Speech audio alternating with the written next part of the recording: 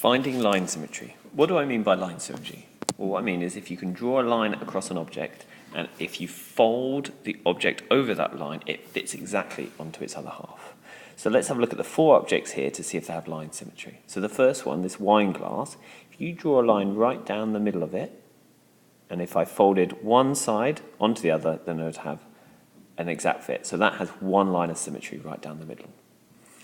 If we look at the shape below it, the cross in the black background, well, that has a line of symmetry going that way. If I folded it over that line, it would fit exactly. Also has a line of symmetry going this way. And if you look closely, it has a line of symmetry going that way and going that way as well. So that has four lines of symmetry. Let's look at the blue shape at the top. If I try and put a line here or a line here, because these two bits here point different directions, that means that if I fold them over one of these lines, they don't fit exactly. So this has no lines of symmetry. It has order 0.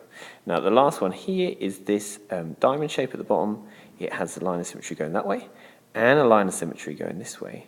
But if I was to rotate this one and put it through this way, then because the top and the sides are different sizes, this is not a line of symmetry. So this has order 2 line of symmetry.